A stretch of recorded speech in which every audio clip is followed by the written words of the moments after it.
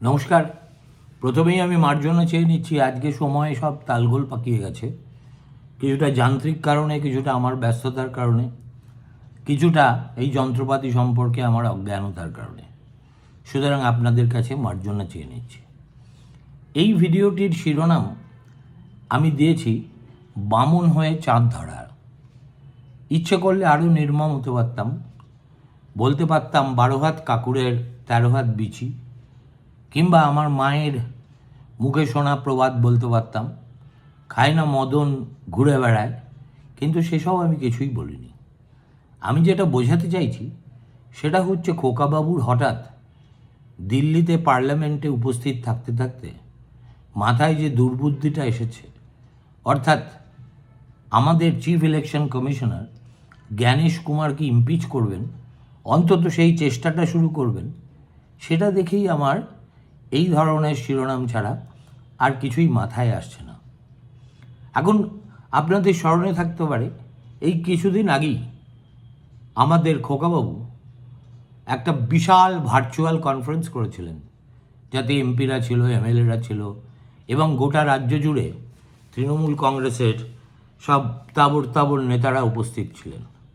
সেখানে তিনি বলেছিলেন, সবাইকে নির্দেশ দিয়েছিলেন যে এমপিদের বিশেষ করে, যে আপনাদের বেশি সময় সংসদে কাটানোর দরকার নেই, বুড়ি ছোঁয়ার মতো করে যাবেন, ফিরে আসবেন, আর বাকি সময়টা আপনারা নিজেদের কেন্দ্রে ব্যয় করবেন।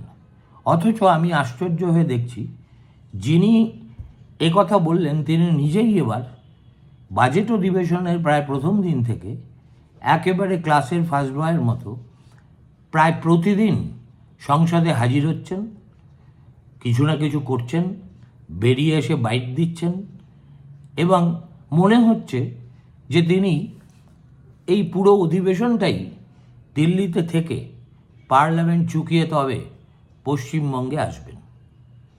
হঠাৎ তার এই রূপবদল দেখে আমার বেশ কৌতুকও হচ্ছে, আবার আমি এটাকে সিরিয়াসলিও নিচ্ছি।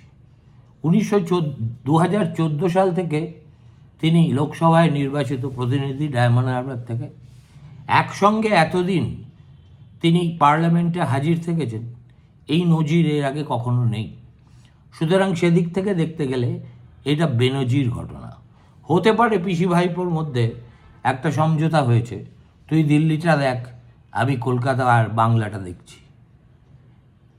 হঠাৎ করে এত সংসদীয় প্রেম উথলে উঠছে কেন, তা নিয়ে অনেকে অনেক কথা বলতে পারেন। আমি সেই সব জল্পনার মধ্যে যাচ্ছি না। খোকাবাবুর আহ্লাদ হয়েছে তিনি ভারতীয় সংসদে আমাদের মুখ্য নির্বাচনী কমিশনার জ্ঞানেশ কুমারের বিরুদ্ধে ইমপিচমেন্ট প্রস্তাব আনবেন। দেখুন, এই ইলেকশন কমিশনারের বিরুদ্ধে ইমপিচমেন্ট আনা উচিত কি উচিত না, সেটা একটা ভিন্ন প্রশ্ন। ব্যক্তিগতভাবে আমিও মনে করি একেবারেই আনা উচিত।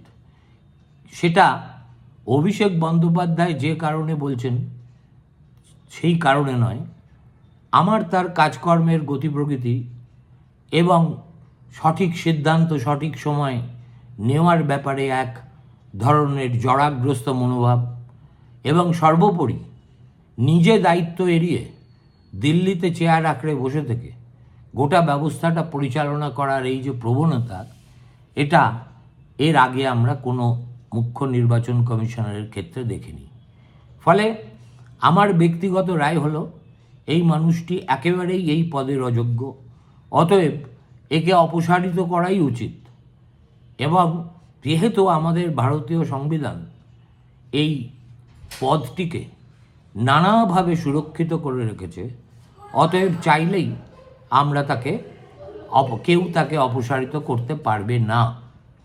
কেন পারবে না, আমি তার প্রথমে সাংবিধানিক ব্যাখ্যা দেব, তারপর ইতিহাসে এই চেষ্টা এর আগে কারা কারা করেছেন এবং কোথায় গিয়ে থেমেছেন তার তুলনাগুলোও টানার চেষ্টা করব, যাতে গোটা পরিপ্রেক্ষিতটা আপনাদের কাছে জলের মতো পরিষ্কার হয়ে যায়।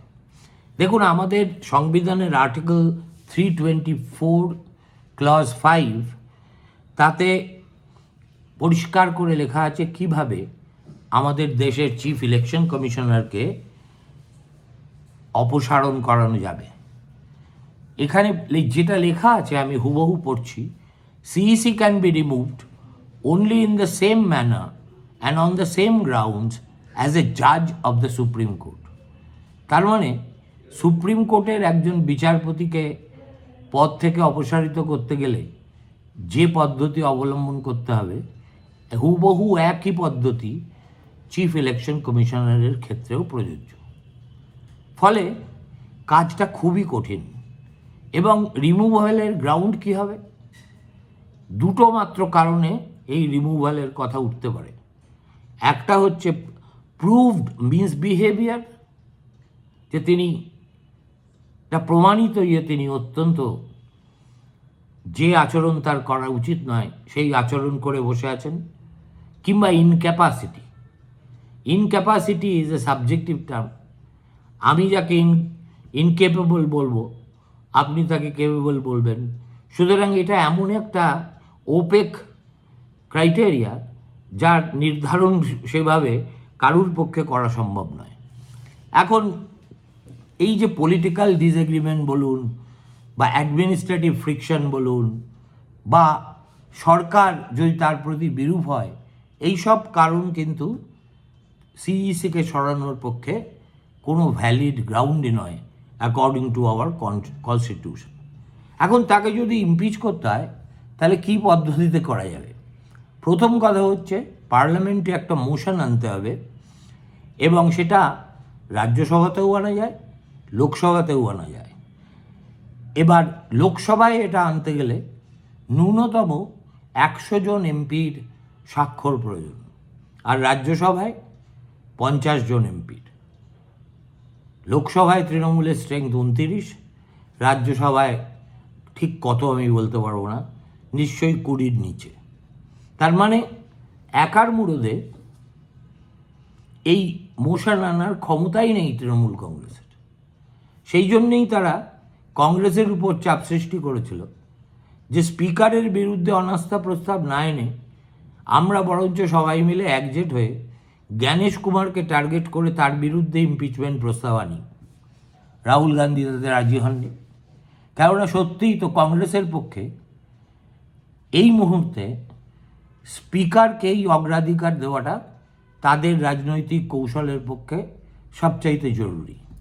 কেননা লোকসভার অধ্যক্ষ যেভাবে সেদিনকে বলেছেন যে কংগ্রেসের মহিলা সদস্যরা যেভাবে প্রধানমন্ত্রীর আসনের চারদিকে ঘিরে রেখেছিলেন, তাতে প্রধানমন্ত্রীর শারীরিক নিরাপত্তা বিঘ্নিত হতে পারে, এটা আঁচ করে তিনি প্রধানমন্ত্রীকে সভায় আসতে নিষেধ করেছিলেন। এটা is a direct insult of women members from the Congress.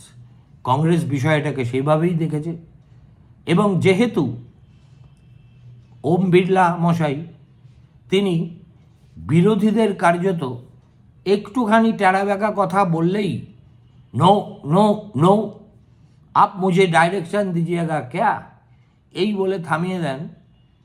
ফলে কংগ্রেস মনে করছে যে একটা অনাস্থা প্রস্তাব এনে অন্তত এই ভদ্রলোককে একটুখানি হলেও সবক শেখানো উচিত।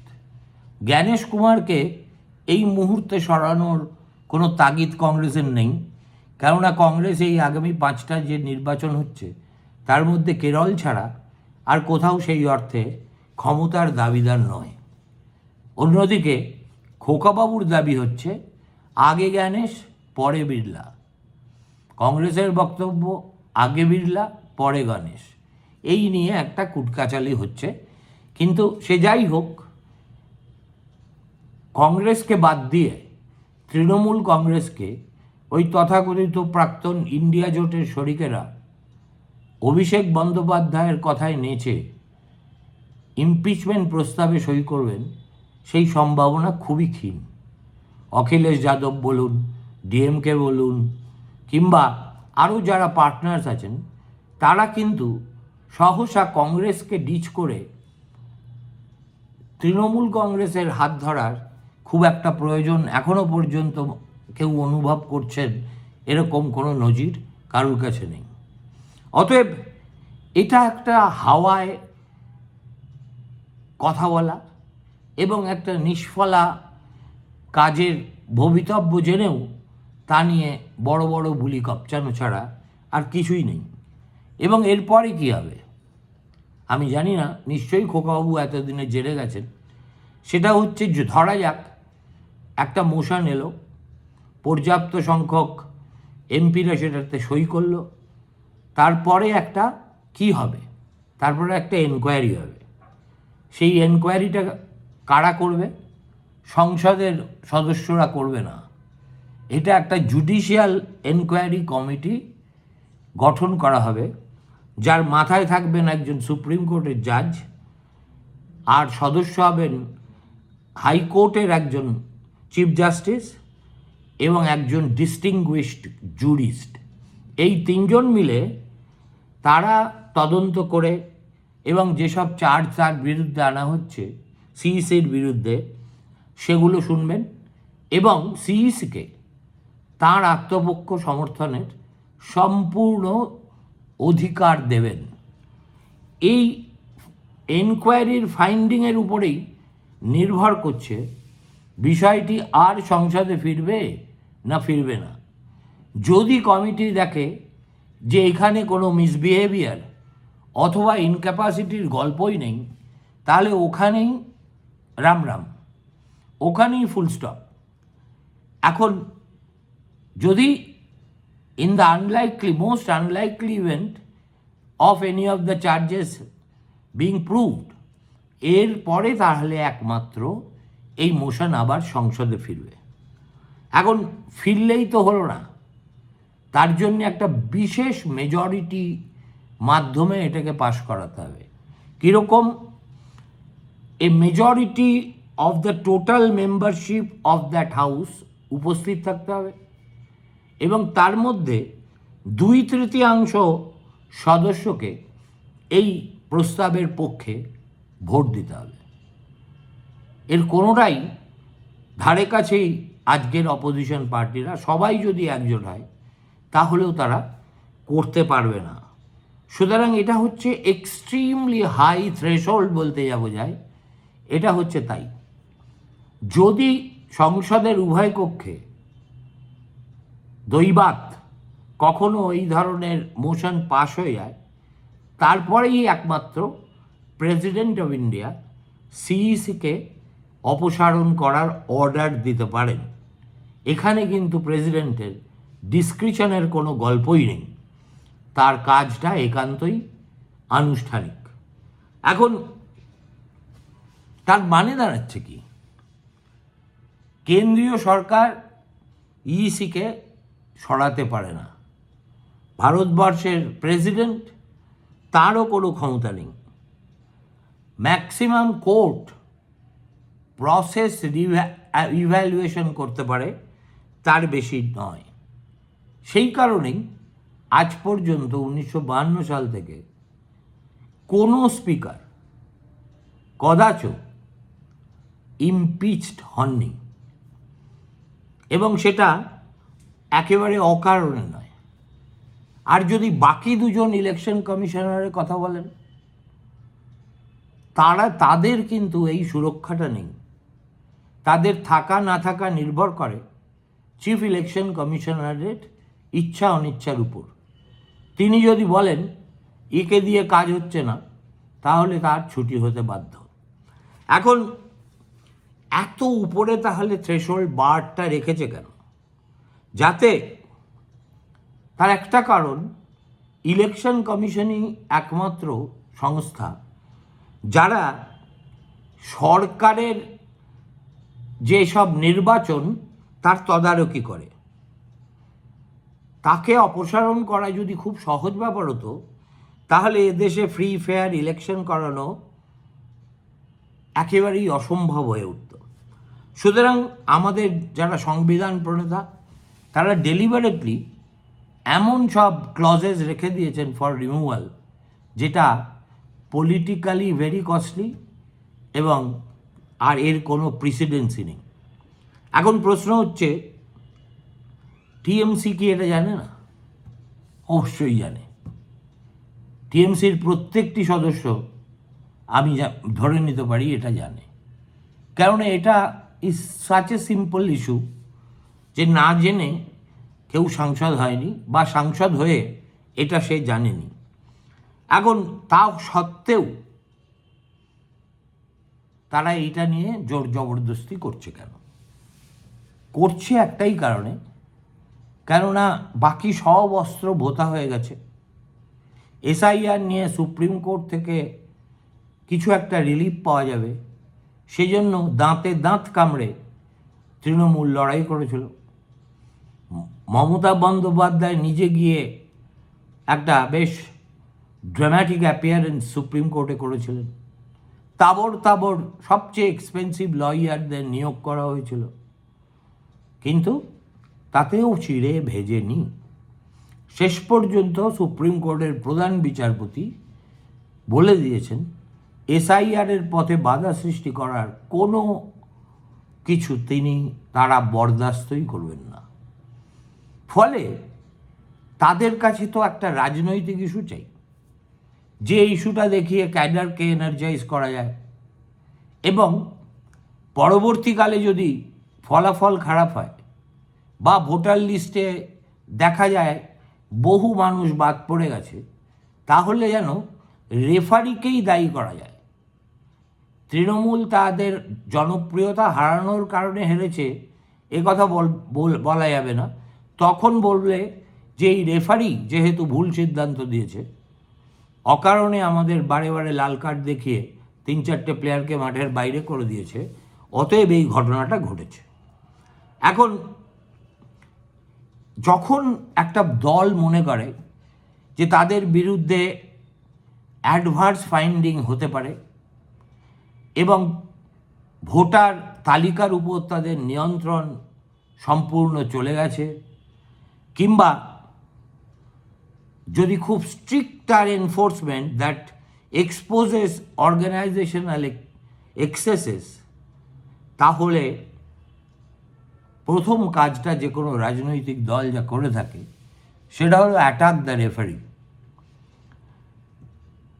এবং এই এমন একটা বার্তা ক্যাডারদের মধ্যে পৌঁছাও যাতে তারা খুব অনুপ্রাণিত বোধ করে, সিইসিকে ক্রমাগত বলতে থাকে তিনি দিল্লির এজেন্ট, কেন্দ্রীয় সরকারের একজন দালাল এবং পশ্চিমবঙ্গের বিরুদ্ধে ষড়যন্ত্রের সবচেয়ে বড় কারিগর।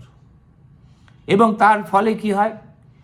এর ফলে একদিকে যেমন ক্যাডারদের এনার্জাইজ করা যায়, অন্যদিকে তেমনি প্রোটেস্ট বলুন বা অবস্ট্রাকশন বলুন, এগুলো জাস্টিফাই করার একটা অজুহাত পাওয়া যায়। আরেকটা সুযোগ হয়ে যায়, সেটা হচ্ছে যাকে আমি বলবো shifting the battlefield away from facts. অর্থাৎ পার্সোনালাইজ করে দাও একটা ইস্যুকে, যে কোনো ইস্যুকে পার্সোনালাইজ করো এবং attack intent rather than authority.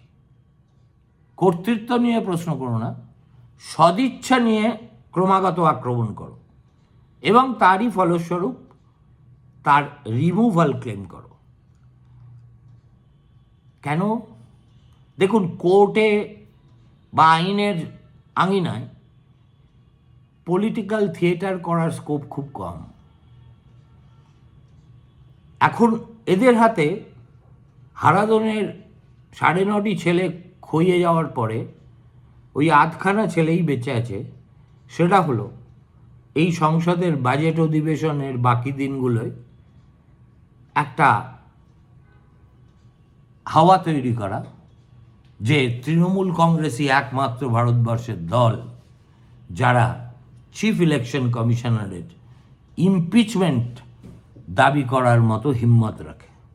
এখন এটা হচ্ছে, যেটা আগে বললাম, এটা এক ধরনের প্রিএমটিভ ড্যামেজ কন্ট্রোলও বটে।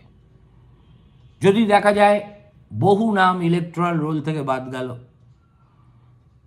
অনেককে জেলে ঢুকিয়ে দেওয়া হলো ক্রিমিনালদের, এবং ভোটের সময় এমন কিছু করা হলো যাতে টিএমসির পরিচিত কারসাজি একেবারেই অকেজো হয়ে যায়, তাহলে বলা যাবে যে এগুলো তো মানুষের রায়ের কারণে হয়নি, হয়েছে সিইসি নিজেই ইললেজিটিমেট বলে। এখন তার মানে একটা অসম্ভব কাজ, তবু সেই অসম্ভব কাজটাকে সম্ভব করার আওয়াজ তুলে একটা রাজনৈতিক ফায়দা পাওয়ার চেষ্টা করা, এবং এই যে সব কিছুকে একটা পার্সোনালাইজ করে দেওয়া, এটাই হচ্ছে মমতা বন্দ্যোপাধ্যায়ের যে স্ট্র্যাটেজি, তার কোর বিলিফ। কেন বলছি এ কথা? তার কাছে ইনস্টিটিউশনের কোনো মানেই হয় না। Institution exist only so long as they align with her mandate. তিনি যা বলবেন ইনস্টিটিউশন যদি তাই শোনে তাহলে ভালো, আর না শুনলে অ্যাটাক দ্য কিং। এখন যখন একটা ইনস্টিটিউশন তার যে স্বায়ত্তশাসন সেটাকে অ্যাসার্ট করার চেষ্টা করে, সেটা ইলেকশন কমিশন হোক, বিচার বিভাগ হোক, গভর্নর হোক, তখনই সেটাকে মমতা দেখবেন হয় অবস্ট্রাকশন, নয় ভেন্ডেটা, নয় বিট্রেয়াল অফ পিপলস উইল ইত্যাদি ভারী ভারী কথা, কখনো ইংরেজিতে, কখনো বাংলায়, কখনো হিন্দিতে বলতে বলতে বলতে বলতে ক্লান্ত হয়ে যান। এখন তার মানে এটা কোনো সিরিয়াস কনস্টিটিউশনাল ডিমান্ড নয়, এটা কোনো এভিডেন্স বেসড প্রুভড মিসবিহেভিয়ারের কেসও নয়, এবং এটা যে পার্লামেন্টে সফল হবে তারও কেস নয়। এখন এটা হচ্ছে তার মানে একটা signal to cadres, message to officials, আর ন্যারেটিভ টু ভোটার্স। এই তিনটেই হচ্ছে বটম লাইন। এরপরে দেখা যাক অতীতে কি হয়েছে। অতীতে ইন্দিরা গান্ধী এমার্জেন্সির সময় তিনি কিন্তু সিইসিকে ইমপিচ করার রাস্তায় হাঁটেননি। তিনি সমস্ত সাংবিধানিক প্রতিষ্ঠানের অটোনমির একেবারে গোড়ায় আঘাত করেছিলেন, তার ফলে ইলেকশন পিছিয়ে গিয়েছিল, এবং সমস্ত কনস্টিটিউশনাল বডিকে এক্সিকিউটিভের উইলের তলায় এনে ফেলেছিলেন। কংগ্রেস যখন টিএন সেশন হলেন চিফ ইলেকশন কমিশনার, তখন কংগ্রেসের সঙ্গে তার বিরাট ক্যাঁচাল লেগেছিল। কী নিয়ে? না, মডেল কোড অফ কন্ডাক্ট বাস্তবায়িত করা নিয়ে। তখন যেখানে যে দল শাসন করুক, তার মধ্যে অনেকগুলো কংগ্রেস সরকারও ছিল, তারা সেশনের বিরুদ্ধে স্বেচ্ছাচার, ব্যক্তিগত ক্রোধ মেটানোর এবং কনস্টিটিউশনাল ওভাররিচ ইত্যাদি অভিযোগ এনে বাজার গরম করে দিয়েছিল। কিন্তু এতৎসত্ত্বেও কংগ্রেসই বলুন বা বাকিরা কেউ ইমপিচমেন্ট প্রস্তাব আনার কথা কল্পনা করেনি। 2002-এর গুজরাট রায়টের পরে অপোজিশনরা, অর্থাৎ এনডিএর বিরোধীরা, এই ইসিআইয়ের কাজকর্ম নিয়ে প্রশ্ন তুলে সংসদ প্রায় অচল করে দিয়েছিলেন। তাদের অভিযোগ ছিল চিফ ইলেকশন কমিশনার চাপের কাছে নতি স্বীকার করেছেন, এবং সেটা করেছেন বলেই তিনি নির্ধারিত সময়ের অনেক আগে নিয়ে এসেছেন নির্বাচনকে। এখানেও তারা ইমপিচমেন্ট আনার কথা ভাবেননি। 2017-তে আপ বনাম ইসিআইয়ের লড়াই আমরা চাক্ষুষ করেছি। তিনি বলেছেন, আপ বলেছে এই বডি নিউট্রাল নয়, এটা ম্যাচ ফিক্সিং করার জায়গা। আর 2014 সালের আগের ইতিহাস যদি দেখেন, তাহলে দেখবেন এই বিজেপির সঙ্গেই ইসিআইয়ের ঠোকাঠুকি অনেক সময়ই চরমে উঠেছিল। এখন তাদের অভিযোগ ছিল ইসিআই যেটা করছে সেটাকে বলে সিলেক্টিভ এনফোর্সমেন্ট এবং bias in timing of elections. যে মুহূর্তে ক্ষমতায় এলেন রেটরিক বদলে গেল। এখন সেই একই প্রতিষ্ঠানকে বিজেপি নেতারা গলাগলি করে তাদের পেশাদারিত্বের জন্য জয়ঢাক বাজিয়ে চলেছেন। তার মানে এই ইতিহাস আমাদের কি শেখায়? যে ইসিআই এর বিরুদ্ধে সমালোচনা পিরিয়ডিক্যালি আমাদের দেশে হয়েছে, কিন্তু যাই হোক না কেন সব কিছুই হয়েছে রাজনীতির তাগিদে, কোনো প্রিন্সিপালের বেসিসে নয়। তার ফলে কখনোই কোনো চিফ ইলেকশন কমিশনারকে ভারতীয় সংসদ ইমপিচ করার রাস্তায় হাঁটেইনি।